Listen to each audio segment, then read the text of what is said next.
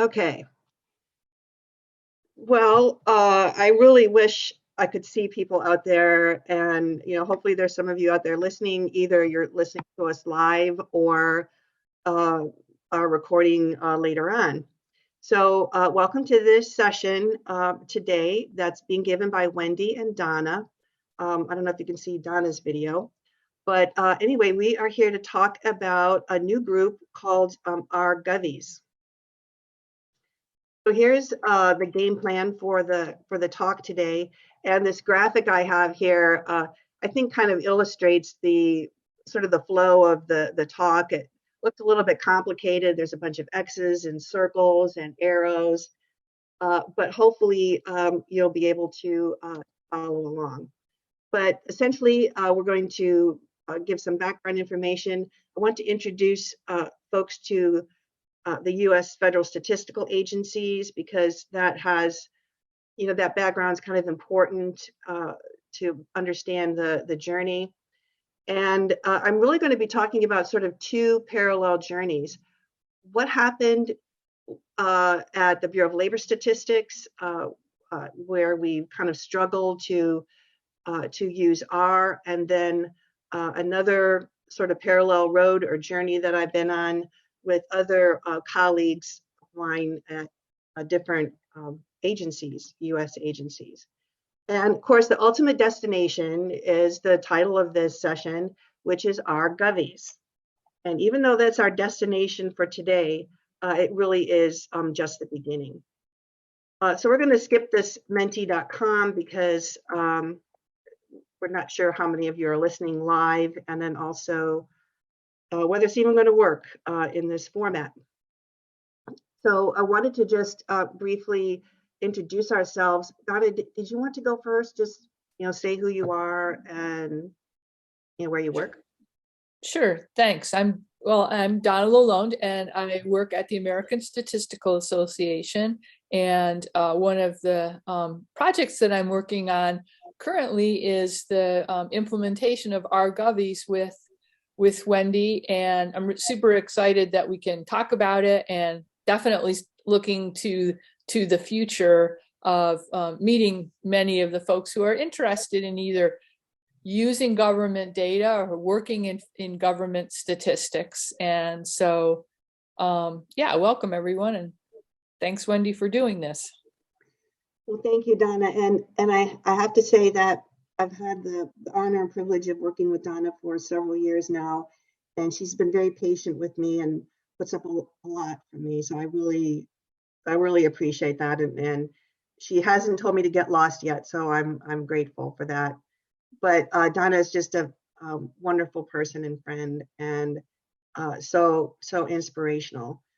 And I am Wendy Martinez, and I am a research mathematical statistician at the Bureau of Labor Statistics in the Office of Survey Methods Research, and I'm the director of the Mathematical Statistics Research Center. And my group, we support all of the survey programs at the Bureau of Labor Statistics with sort of, I would say, kind of basic research or long-term research support for our BLS surveys. So BLS is one of the federal statistical agencies. I'll talk about those next. But first, this is a picture of our building. Right now we're working remotely, but this is the Postal Square building. And this door right here is the entrance to the Postal Museum. And if you get to DC and things are opening back up, I strongly recommend that you go there for a visit. It's just absolutely beautiful. But this building is such a prime location, central area in Washington, DC, right across the street from Union Station. So it's really a great place to work. Not only the building, but all of my colleagues here. So in the United States, we have sort of a decentralized statistical system in the national government, and we have 13 principal federal statistical agencies, and they're listed here. And you can see that they cover kind of a broad range of areas. So economics, crime and justice, transportation, demography, education, energy, agriculture.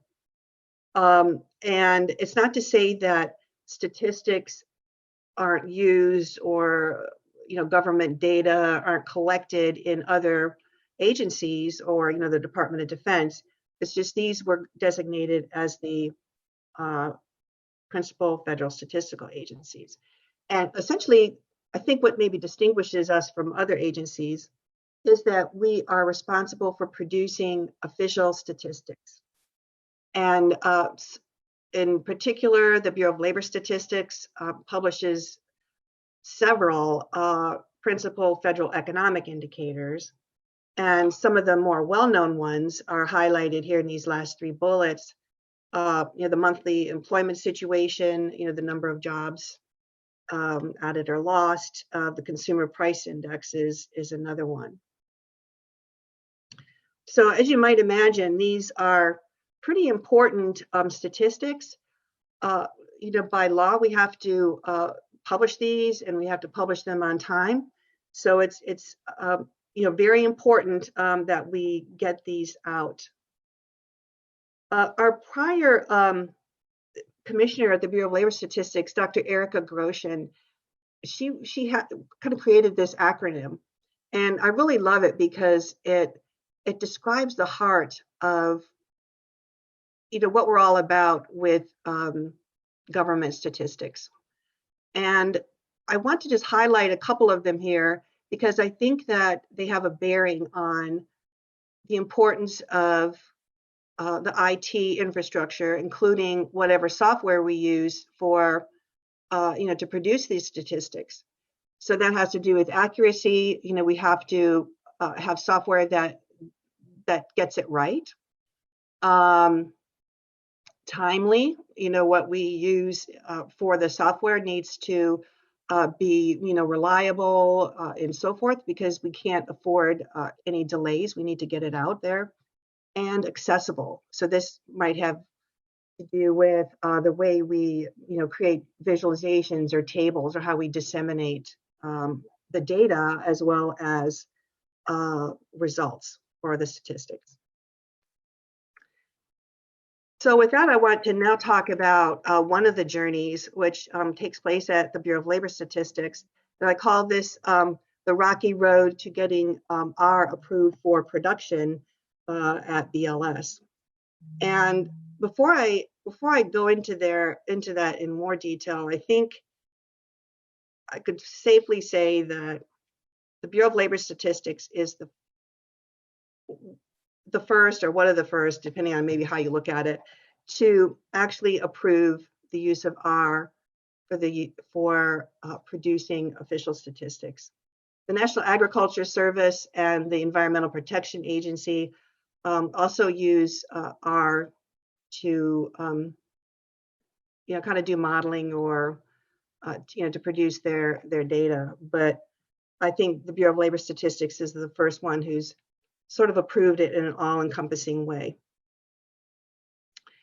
So this journey at BLS, my journey at BLS, started 10 years ago. Before that time, I worked in various places in the Department of Defense. So I kind of know sort of both sides of the government, and I've worked in the government for over 30 years. Now, the Bureau of Labor Statistics mostly uses SAS. I don't think we use SAS, say, as much as the Census Bureau does. And of course, we still use SAS. I mean, SAS has been around a long time, and it's very difficult for a statistical agency or a survey program to say, all right, I'm going to change and use, instead of using SAS, say I'm going to use R or something else, because remember, we have to get our statistics out there. So trying to do a big change like that is problematic. So because SAS is around, we have to get our statistics out. It's very difficult to make a change. But with that said, in this journey to get R approved for production, we never did say, or we never did advocate that, we're going to throw out SAS and just move everything to R. We really just wanted to say, wherever it makes sense, let's use R in our production process. So at the Bureau of Labor Statistics, we have a process where we could get software or equipment approved to put it on our networks.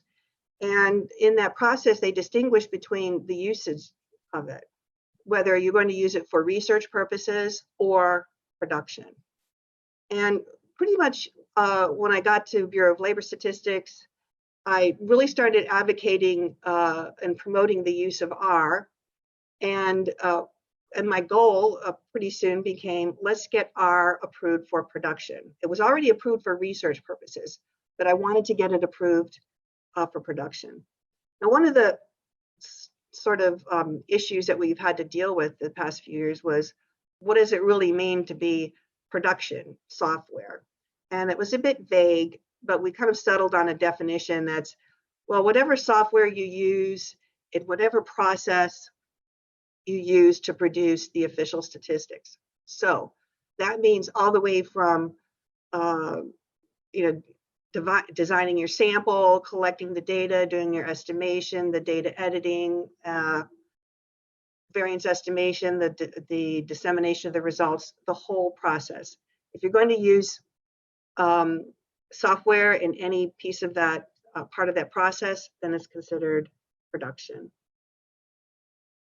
Now, my colleague Brandon Kopp, he went back through this approval system that we had, and he said he kind of looked at R to see, has it always been approved just for research only? And this is kind of interesting because the blue bars here are research. So in other words, R was approved for research in this blue bar right here. Green means it was approved for production. So look at this. On the horizontal axis, it starts at about 2015, 2016. And notice that up here that the green, it's approved for production in these time periods. And then all of a sudden, somebody said here, I don't know, this is what, mid 2016, where they said, oh, wait a minute, we don't want you to use this for production. It's only going to be used for research. And then you could see other green bars here where it was approved for production, and then somebody said, no, it's only for research. So I kind of, I guess through this time period, it was a series of highs and lows. Like highs, here it's, yes, you can use it for production, and then no, you can't. And so the journey has been, that's why I say it's been a rocky road. So it's been a bit difficult to travel. Brandon also went back and looked at all of the software that we had that was approved for either research purposes or production. This was done a year ago. And he kind of, so what we have on the bottom here is software that's research purposes. Up here in the green area, these top ones are production.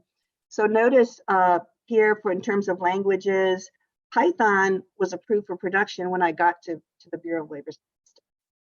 And I kind of like to point this out because one of the issues that people brought up about why they didn't want to use R for production was because it was open source. But if we look at this kind of graphic here, you could see that there's plenty of open source, Python, QGIS over here, languages and applications that are approved for production. So that doesn't seem to be a too valid of a reason. Okay, we're going to skip the Menti. Now, why do we want to use R? Well, cost for one thing. We don't have to pay, license fees for it. Somebody pointed out recently to me, though, that there are some sort of hidden costs with using something like R, because you almost have to serve as your own sort of help support and there's issues of training and kind of administering it. But still, I think there's a much lower cost than, say, using something like SAS. I also think with open source software, oftentimes the functionality, especially with R, researchers will create a new method or type of modeling or something, and then they implement it in R. It's published in a peer-reviewed journal. The author makes the package available, publishes it, and you could use state-of-the-art approaches for your analyses. And oftentimes, though, that this sort of new functionality is not available in commercial software because they have a different type of approach, and they have to make sure that whatever they implement is usable, solid. People are really going to want it because it's expensive to maybe implement it in their software. So if you really want to use state-of-the-art approaches, I think open source or R is the way to go. In the government, we've been trying to hire more data scientists, and when new statisticians or data scientists come to their agency, they've learned R or Python in their coursework. They come to work for the government, and they're told, "Oh, you have to use SAS or learn SAS." So they don't really have the tools that they are used to or that they need in order to be innovative. And speaking of innovation, that's, I think, a key motivation or reason for using something like R. And I don't know if you remember, but when I had the list of the 13 principal federal statistical agencies, I had a little picture of a publication from the National Academy of Sciences Press. There's actually a new edition out, and it has the principles and practices for federal statistical agencies. And they do have a new principle, and one of those is that agencies should strive for innovation. So I think it's, the use of R, I think, and say Python becomes even more important. So I'm just going to give two brief examples of innovative uses of R from the Bureau of Labor Statistics. But I should say that these are kind of old examples. So these are from 2015, 2016. So we've made leaps and bounds since then. But these were kind of the start of it all. So we have a program called Occupational Employment Statistics, although it's now called Occupational Employment and Wage Statistics. It's an annual publication of employment statistics. It produces employment and wages for over 800 occupations and at different geographic levels. So say like state, national, metropolitan statistical areas. When I came to the Bureau of Labor Statistics, I came from a Department of Defense agency where we produced a lot of choropleth maps, and we used ArcGIS. So I had the ability to kind of create dynamic maps where I could change the scale, the color scheme that I used, and so on. So when I saw what the OES program at the time did, I thought, wow, this would be a nice application where it would be so much better if we could produce dynamic maps, because what they show on the website are really static maps. So they look like this.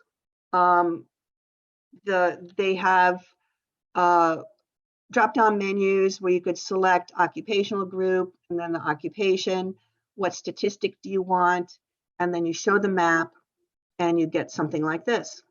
But you have no control over, this is just like a JPEG or something. You have no control over the scale or the color or anything.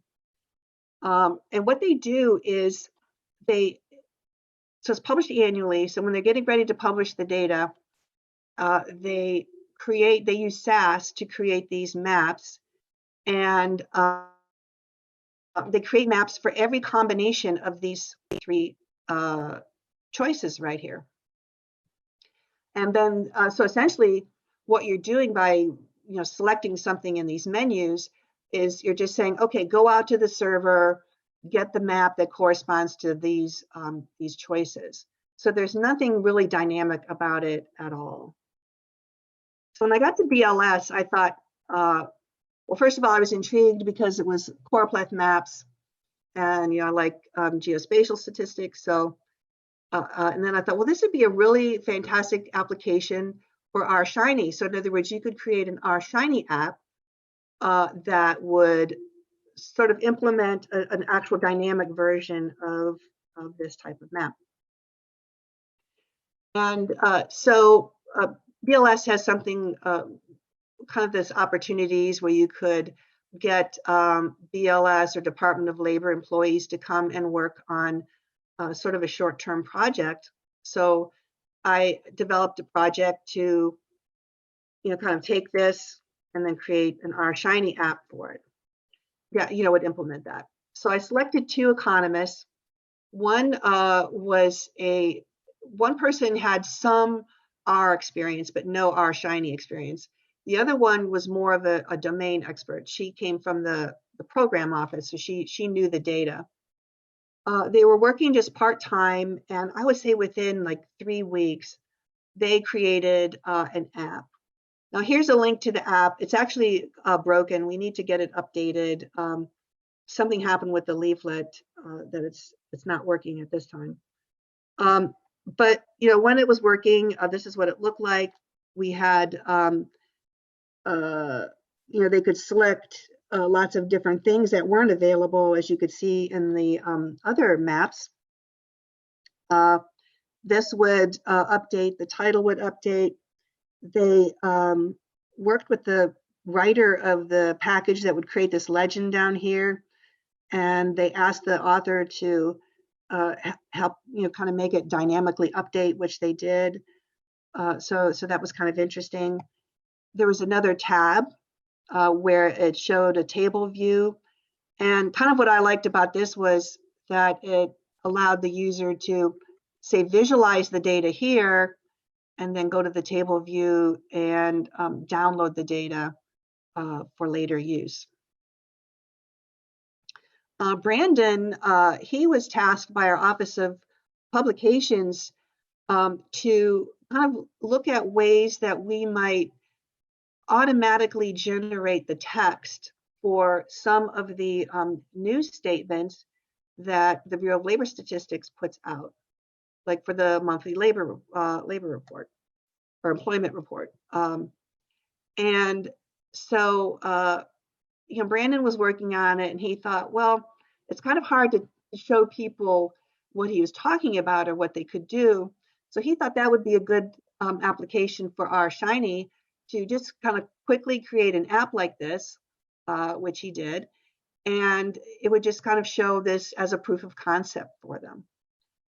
This is another one that I tried to use today, but for some reason it wasn't working either. So I'll have to get Brandon to look at both of these apps. Anyway, this was, and I should say too that now the Office of Publications has implemented this, I think using Java or something. But so that's a nice use of R Shiny. Okay, so what are some of the issues that people brought up as sort of pushback to allowing us to use R for production? Well, first of all, there's the security issue. They feel that anybody could put malicious code in there or something, and then of course we have to protect our data. That's a big issue with posting our Shiny apps, say up in the cloud. There was a whole problem of research versus production. So one of the issues is that we can download packages and install them on our computers. And so as a researcher, I want to use brand new package. I just download it, install it, I use it in my development of my R Shiny app. Well, that could be a problem when you're using developing code for production, because a lot of times when, versions change, things get broken, as we saw with, as I mentioned, with the apps. So on the one hand, on the production side, you want to have maybe more control over the versions that are being used and updates that happen. Whereas on the other side, you don't want to stifle research. You want to give people the chance to innovate. One of the issues that's, I feel, happened with R is that for some reason in the minds of our IT people and maybe the senior management, they thought that if we get R approved for production, that was going to be equivalent to saying we're going to get rid of SAS completely and convert everything to R. And as I said earlier, nobody was advocating for that. We were just saying, let us use R or whatever tool that makes sense for that use. The other issue that was brought up was, well, this is open source. There's no help desk, there's no support, there's no person I can call to get help with it. And the other one was, well, what happens when the person who developed the app or the software, what happens when they leave? How do we maintain the application? Well, I think there's certainly answers to all of these, but with that last one, we have Java programmers in our IT department. They don't stay at BLS forever. They leave. I'm sure there's best practices out there for documenting code, making it production ready, and so forth. So I think that all of these issues can and will be addressed. All right, so where are we now with this journey? And I love this sign because I don't really want to go into all the little details because I've started this journey in 2015 or earlier, and I'm only now in 2021 sort of completing this piece of the journey. But it has just been very, very convoluted, as we see by this road sign. But what happened was in 2019, we were told to establish a team that would develop a process that would approve any software for production, not just R. In December 2019, we presented it to our senior management and for approval, and it was an epic failure. It was just horrible. But anyway, essentially everybody assumed that what this team was trying to say was, oh, the IT department wants more money in order to, use R. So the start of 2020, I was ready to just throw in the towel and say, forget it. If they don't want to use R for production, fine. But Bill Wyatrowski, who's our deputy commissioner, he came to me and said, well, I think we should have just a smaller team that would take this process that we developed up here and go through the process and fill it out using R and then submit it for approval, which we did. A lot of tasks and time later, but we did make it happen. And this is a picture of my inner child right here, who's so happy when we actually did get R approved for production. And one of the things I was sort of encouraged by, I guess, was that some of the folks in our IT department, they were very supportive of it, which was a huge change. But one of them said that as a federal statistical agency, it was, I don't know how to put it, but kind of like our responsibility. Maybe that's too strong a word, but that's something we should be doing is using a statistical computing environment like R to produce our statistics where it makes sense. So that made me feel good, that BLS, should be and is leading the way. So where we are right now is we have, as part of this process, to get it approved, or as part of the approval process, we had to establish our governing board. So right now we've been meeting to kind of establish the whole process of, okay, now we have to kind of say, yes, this is the version of R that we're going to be using for production, and this is how, we're going to be documenting the software and so forth. So we're really in this piece right now, but we're making really good progress on that. Now, that was one of my journeys. That was my rocky road.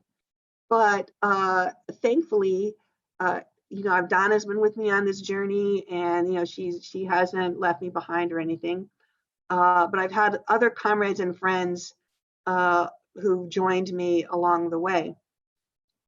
So let me talk about the second journey. So around the same time, 2015 or so, there was a group that we formed, and I've been trying to think of how it actually started, but it just turned out that there was some of us who, we knew we were using R for research or whatever in our agency, and we just decided to come together. At this point, we'd be bi-monthly, and we would just share lessons learned, what's our agency up to at this time. We've shared training and seminars and so on. We have members right now from different U.S. agencies, also including the Department of Defense, and we have over 130 members. And I should say that some of the members we have are say chairs of their own R users group, say like at the CDC or the Census Bureau or the FDA, and then they pass the information along to their members. So I would say that we have sort of connections with way more than just these 130 members. And I'm really happy to say that we now have an international connection with Stat Canada, which, by the way, came about through the American Statistical Association. So I'm really looking forward to working more with our colleagues in Canada. And one of our longtime members of the interagency, or I guess I should say, I didn't say this, but this group that we formed, we call it the Interagency R Users Group. And I should say we have no official standing whatsoever.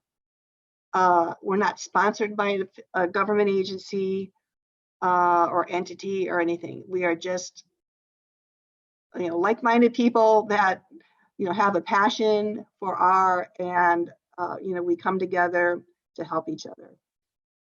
And as part of that, colleague and friend from as I said, the FDA, he connected us with the R Validation Hub, which is a working group supported by the R Consortium, which then connected Donna and me with Joe Reichert of R Studio and the R Consortium. So he helped us get to where we are with our govies. So, hey, Donna? Yeah. Yeah. Should I try to go to these sites here? It should work. Okay, should cool. Be okay. All right. So let me go to our govies. Okay. All right. So remember, this was our ultimate destination here, and even though it's our destination for this talk, it's really just the beginning. So our govies is I think only became sort of official maybe 2 months ago or something. And we are now a users group supported by the R Consortium. Oh yeah, up here, September 2021. Because one of the sort of dilemma, I don't know, something that the interagency R users group wanted to do was to not have an official government presence, but sort of an official presence through the R community. And we got that through the R Consortium. So one of our members, Eli, has helped us establish this GitHub site. It's new. And so we're just getting going on it. And if any of you are out there listening and you have ideas, hopefully you'll join us and help us make this the best thing we can. So that's the R Govies. Some of the things we're hoping to put up here is resources. So maybe links to government, repositories of government R packages or training, events that we would have set up. Maybe we're kind of hoping to have maybe like a knowledge repository or discussions and that type of thing. But again, any ideas you have, send them along. It's part of the support from the R Consortium. We could set up with a meetup, and thanks so much to Donna for getting this going. We have the R Govies meetup account, and sorry, it's taking a while. What is it doing? Oh, there we go. So please sign up here at R Govies as soon as it finishes twirling. All right, maybe I should just go back to the PowerPoint. Oh. All right, something happened there. It's probably my server. Anyway, you could sign up here. And we don't have any events set up yet. We were hoping, Don and I were talking about doing one mid-December, but December's kind of creeping up on me. I can't believe mid-December's next week already. So I don't know, Don, I'm thinking January might be better. I think first of the year makes sense. And Wendy, if people are listening or hearing the recording, they can just reach out to me via email, and I'll make sure they get the link for signing up for the meetup. Great, thank you so much. Yeah, and I have both of our email at the end. Yep, so they could email both of us. So I haven't really personally been managing anything with meetups, so I'm looking forward to learning more about that. So again, if you have ideas, please send those along. Hopefully we could get to the R Consortium here. You know what? Maybe I can just go there. Let me kill this guy here. Oh yeah, okay, good. So this is the R Consortium right here. And so if we go here to projects, here's user group support. And so, you could start your own users group, but hopefully you'll participate in ours. But they also have something called these working groups. And I want to talk about this in a little bit because this is one of the ideas that Don and I had for our Govies. Remember I mentioned the R Validation Hub, which was sort of the way our Govies got started. We kind of got introduced to the R Consortium and Joe Reichert through this R Validation Hub.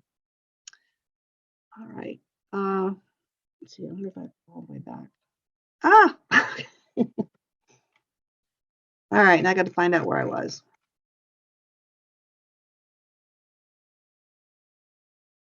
Oh yeah, here. All right. Okay, so the R Consortium, and we're very, very grateful for, the R Consortium's help and support. So putting it all together, well, our Govies is open to everyone. We're especially interested in international members and colleagues. One of the, I think, benefits of sort of these more virtual events is that we can connect with colleagues around the world, just like we're doing with this event today. So I'd love to hear more from our international R users. Professional students, you could be government employee or not a government employee. You don't have to be necessarily working with government statistics or data. If you're just interested in it, that's fantastic. And I have to say that I don't think there's anything inherently special about, working, with government data or doing analysis with government data, but it's just that, I'd like to help people know that that data is out there. It's very important. It's a public service, as we've kind of talked about earlier, and would just like to encourage people to use the statistics and the data collected and published by their national offices in their decision making and so on. So it's really open to everyone. The Archives meetup is used to kind of, from my understanding, to kind of schedule events and to maybe serve as a way to have kind of a mailing list and to send information out. We're going to use the GitHub site for a repository of knowledge and resources. We're hoping to develop teams who can have maybe a common interest, and then they could have discussions, maybe link to a YouTube channel where we'll have recordings of our events. And then the interagency R users group will still be around and will still be meeting. And that's going to be for those who work in government, because they might be dealing with issues like going through the IT hurdles that wouldn't be of interest, say, to somebody who's using government data to analyze labor markets or something. So some ideas we've had for our Govies, of course, we could have seminars, workshops, maybe little conferences, share teaching opportunities. I've certainly, shared, I've taught courses or virtually and just opened it up to anybody, and make it free, of course. I'd love to see sort of local groups of our Govies, local meaning in a geographic area perhaps, or maybe local with respect to a certain area of interest. So there might be an R Govies that's geospatial statistics or analysis with R, say. And then some of the things Don and I have been talking about are that the R Govies could sponsor, maybe through the R Consortium, some working groups that so that's another aspect that I just showed you on the R Consortium site. That's another way, we could work with the R Consortium. So one idea might be to have sort of easier access to government data, developing standard documents for open source data analytics software. So in other words, are there ways that we could make it easier for agencies to get through the IT wickets, or to address all these risks and issues that I've mentioned, so that they could, more easily get approval to use something like R or other open source software? Or could we maybe do something like the the validation hub where we could, validate packages that could be used for, safely used for production. Or Donna mentioned this, there, the ASA has a expert witness course that I took, and Donna and the ASA president next year, Kathy Ensor, taught. And I don't know, Donna, correct me if I'm wrong, but this idea was to try to maybe say these packages, if an expert witness was going to be, or statistician was going to be using that as an expert witness to analyze something for a case, these packages would be already sort of validated for that use, or would have sort of that seal of approval. Right, that's what we were thinking of, if we could have some kind of vetting or peer review process that the expert could point to as a part of their report. Yeah. Yeah, and so then that would, maybe give them some, validation, I guess is a good word. So we were hoping to get other ideas. There's, ways we could do maybe education as a working group, something with respect to that. We're hoping to have ideas from you, but we can't do it through Menti. But I want to come back. So we do have the emails, Donna's email and my email. I'll come back to this in just a moment. But and Wendy, if they just go to the ASA website, listed in the staff directory, so folks don't even have to write anything down. Yes, that is brilliant. Yep, just go to American Statistical Association, MStat.org, and look for Donna. Yep, okay, I'll come back to that in a moment. I want to do, I'm just going to end with an advertisement for a workshop or conference that's coming up. I think it's going to be the 4th or the 5th one. It's called GASP, Government Advances in Statistical Programming. This is a really fantastic conference. It's gaining in sort of popularity, I should say. And we have on the organizing committee, it's not just government employees, but we have, I think, somebody from our studio and some of the nonprofit, I guess, I don't know if they're nonprofit, but anyway, like NORC. And anyway, that is a great opportunity if any of you would like to present or attend it. This is a talk about our govies, but a lot of the talks that you'll see that are presented in GASP are applications of using R, either by government employees or others using government data or what have you. It's free, it's virtual, it's February 2nd and 3rd. There is a call for abstracts out, and they are due December 15th, so that's next week. There's not a lot that you have to put in the form, but there is a PDF right here, and I'll just leave that up for a minute. But again, you could email Lisa or Peter Meyer or me, and I could send you this flyer, which has the link to submit an abstract. But if you don't want to submit an abstract, keep an eye out for the conference registration and join us. So here's our contact information again. Please join the meetup, join our govies, or if you want to join the interagency R users group, that would be great too. Just contact me for that one, or for any of what we've talked about, what Donna and I have talked about. And I think that's it, Donna.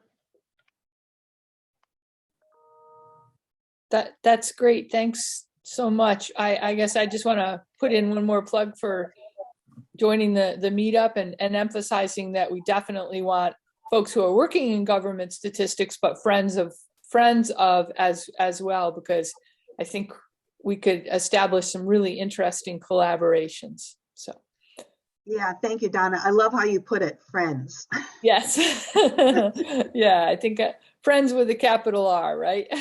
Yes, yes, because I was trying to, I think I was kind of babbling about that before, but yes, if For you're, sure. No. yeah, Um, yeah, well, great. Well, thanks so much, Wendy. I always learn a lot when you present on this process, and I have to give a shout out to for the Shiny apps that your colleagues have developed. Just also re-energizes me to learn more, to develop a Shiny app. So yeah, thank you. Yes, and I guess I should make a shameless plug too for the app that Brandon wrote for the ASA presidents.